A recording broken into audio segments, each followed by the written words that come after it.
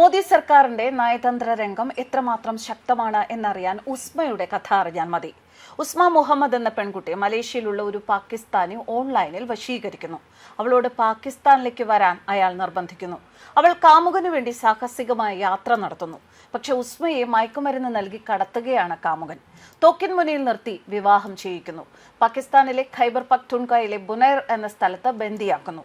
പിന്നീട് ഉസ്മയെ ലൈംഗിക അടിമയാക്കി വിൽക്കാനായിരുന്നു പദ്ധതി. എന്നാൽ പിന്നീടാണ് ഇന്ത്യയുടെ വിദേശകാര്യമന്ത്രിയും JP സിംഗ് എന്ന നയതന്ത്ര ഉദ്യോഗസ്ഥനും ചേർന്ന് സാഹസികമായ ഒരു രക്ഷാപ്രവർത്തനം നടത്തുന്നത്. പിന്നീട് ഇന്ത്യയിൽ രക്ഷപ്പെട്ട് തിരിച്ചെത്തുന്ന ഉസ്മ പാകിസ്ഥാനെ കുറിച്ച് പറയുന്നത് ഇങ്ങനെയാണ്: പാകിസ്ഥാൻ ഒരു മരണക്കിണറാണ്, അതിലകപ്പെടാൻ എളുപ്പമാണ്, പക്ഷെ രക്ഷപ്പെട്ട് തിരിച്ചു വരിക എളുപ്പമല്ല. ജോൺ എബ്രഹാമാണ് JP സിംഗ് എന്ന ഇന്ത്യൻ നയതന്ത്ര ഉദ്യോഗസ്ഥന്റെ വേഷത്തിൽ ഡിപ്ലോമാറ്റ് എന്ന സിനിമയിൽ എത്തുന്നത്. ഡിപ്ലോമാറ്റ് എന്ന സിനിമ ഉസ്മയുടെ കഥയാണ്. ഉസ്മ മുഹമ്മദിന്റെ ഭർത്താവായി വേഷം കിട്ടിയാണ് JP സിംഗ് അവളെ രക്ഷിക്കാൻ ജീവൻ പണയം വെച്ച് പാകിസ്ഥാനിൽ എത്തുന്നത്. 3 ആഴ്ച നീളുന്ന യാത്രയിൽ വാഗ അതിർത്തിയിലൂടെ ഇന്ത്യയിൽ തിരിച്ചെത്തിയ ഉസ്മ അന്ന് പറഞ്ഞു: ഇന്ത്യക്കാരി എന്ന നിലയിൽ ഞാൻ അഭിമാനിക്കുന്നു. സുഷമ മാഡം എന്നെ രക്ഷിച്ചു. അവർ എന്നെ വിൽക്കുമായിരുന്നു. വിദേശത്ത് അകപ്പെടുന്ന ഇന്ത്യൻ പൗരന്മാരെ രക്ഷിക്കാൻ മോദി സർക്കാർ എത്രമാത്രം ശ്രദ്ധ ചെലുത്തുന്നു എന്നതിന് ദൃഷ്ടാന്തമാണ് ഡിപ്ലോമാറ്റ് എന്ന സിനിമയിലെ ഈ കഥ. മോദി സർക്കാരിന്റെ തിളക്കമാർന്ന ഒരു അധ്യായമാണ് ഡിപ്ലോമാറ്റ് എന്ന പുതിയ ഹിന്ദി സിനിമയുടെ കഥ. ഉസ്മ എന്ന മുസ്ലിം പെൺകുട്ടിയെ പാകിസ്ഥാനിൽ നിന്നും JP സിംഗ് എന്ന ഇന്ത്യൻ നയതന്ത്ര ഉദ്യോഗസ്ഥനെ എങ്ങനെ രക്ഷിക്കുന്നു എന്ന കഥയാണ് ഡിപ്ലോമാറ്റ് എന്ന ജോൺ എബ്രഹാമിന്റെ ഏറ്റവും പുതിയ ഹിന്ദി സിനിമ. ഈ സിനിമയ്ക്ക് ഇപ്പോൾ കയ്യടി നൽകുകയാണ് BJP. 2017 സംഭവിച്ച ഒരു യഥാർത്ഥ കഥ. ആ കഥയാണ് ഈ സിനിമയിൽ പറയുന്നത്. മോദി സർക്കാരിന്റെ നയതന്ത്ര രംഗം എത്രത്തോളം ശക്തമാണ് എന്ന് ഈ സിനിമ കാണിച്ചു തരുന്നു. പാകിസ്ഥാനിലേക്ക് നിർബന്ധിതമായി വിവാഹം കഴിക്കാൻ തയ്യാറാവുന്ന ഉസ്മ മുഹമ്മദിനെ പാകിസ്ഥാനിൽ നിന്നും ഇന്ത്യയുടെ ഒരു നയതന്ത്ര ഉദ്യോഗസ്ഥൻ ജീവൻ പോലും പണയം വെച്ച് രക്ഷപ്പെടുത്തുന്നു. ഇന്ത്യയുടെ അന്നത്തെ വിദേശകാര്യമന്ത്രി സുഷമ സ്വരാജും നയതന്ത്ര ഉദ്യോഗസ്ഥനായ JP സിംഗും ചേർന്നാണ് ഉസ്മയെ പാകിസ്ഥാനിൽ നിന്നും രക്ഷപ്പെടുത്തിയത്. ഇന്ത്യയുടെ നയതന്ത്ര രംഗത്തെ മുഴുവൻ സാധ്യതയും ഉസ്മയെ രക്ഷിക്കാൻ ഇന്ത്യ ഉപയോഗിച്ചിരുന്നു. ആദ്യാവസാനം വരെ ആകാംക്ഷാഭരിതമാണ് ഈ കഥ. ഡിപ്ലോമാറ്റ് എന്ന ഈ സിനിമ ചർച്ചയാകുമ്പോൾ സുഷമ സ്വരാജും ഇന്ത്യക്കാരുടെ ഓർമ്മകളിൽ നിറയുകയാണ്.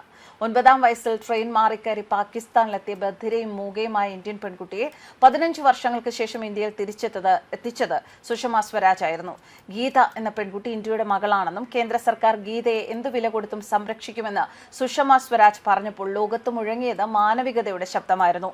6 വർഷം പാക് ജയിലിൽ കഴിഞ്ഞിരുന്ന മുംബൈ സ്വദേശിയായ സോഫ്റ്റ്വെയർ എഞ്ചിനീയർ മോചിതനായതും സുഷമയുടെ ഇടപെടലിലായിരുന്നു. സൗദിയിൽ തൊഴിലുടമ തന്നെ അടിമയാക്കി വെച്ചിരിക്കുകയാണ് എന്ന് അഭ്യർത്ഥിച്ച് പഞ്ചാബ് യുവതിയുടെ വീഡിയോ പുറത്തു വന്നപ്പോഴും രണ്ടാമതൊന്നും ആലോചിക്കാതെ സുഷമ ഇടപെട്ടു. 1 വയസ്സുകാരിക്ക് ഇന്ത്യയിൽ ഹൃദയ ശസ്ത്രക്രിയ നടത്താൻ കേന്ദ്ര സർക്കാർ മെഡിക്കൽ വിസ നൽകുമെന്നും സുഷമ വ്യക്തമാക്കി. അങ്ങനെ നിരവധി കാര്യങ്ങളിൽ ഒട്ടേറെ പേർക്കാണ് സുഷമ സ്വരാജ് സഹായം ചൊരിഞ്ഞത്. ഒരവസരത്തിൽ മോദിജി സുഷമജിയെ കുറിച്ച് പറഞ്ഞ വാക്കുകൾ ഇങ്ങനെയാണ്: തന്റെ അമ്മ ഹീരാബെന്നിന് ഏറ്റവും പ്രിയപ്പെട്ട ഒരു പേരായിരുന്നു സുഷമ. സുഷമജിയെ കണ്ടതിൽ പിന്നെ അനന്തരവൾക്കിടാൻ വെച്ചിരുന്ന ജ്യോതിഷി നിശ്ചയിച്ചിരുന്ന പേര് മാറ്റിയ ആളാണ് തന്റെ അമ്മ ഹീരാബെൻ എന്ന് മോദി ഒരവസരത്തിൽ ഓർമ്മിച്ചിരുന്നു.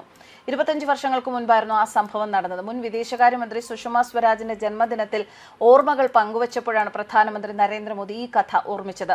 സുഷമ സ്വരാജ് ഗുജറാത്തിലുള്ള വീട്ടിൽ സന്ദർശനം നടത്തിയതും തന്റെ കുടുംബത്തിൽ ജനിച്ച ഒരു കുഞ്ഞിന് സുഷമ എന്ന പേരിടാനുണ്ടായ സാഹചര്യവും പ്രധാനമന്ത്രി ഹരിയാന അംബാല കന്റോൺമെന്റിൽ 1952 ഫെബ്രുവരി 14 ജനിച്ച സുഷമ 70കളിൽ വിദ്യാർത്ഥി രാഷ്ട്രീയത്തിലൂടെയാണ് പൊതുരംഗത്തെത്തിയത്. എന്തായാലും സുഷമ സ്വരാജും ഇന്ത്യൻ നയതന്ത്ര രംഗത്ത് ഒരുപാട് സംഭാവനകൾ നൽകിയ ഒരു വ്യക്തിയാണ്.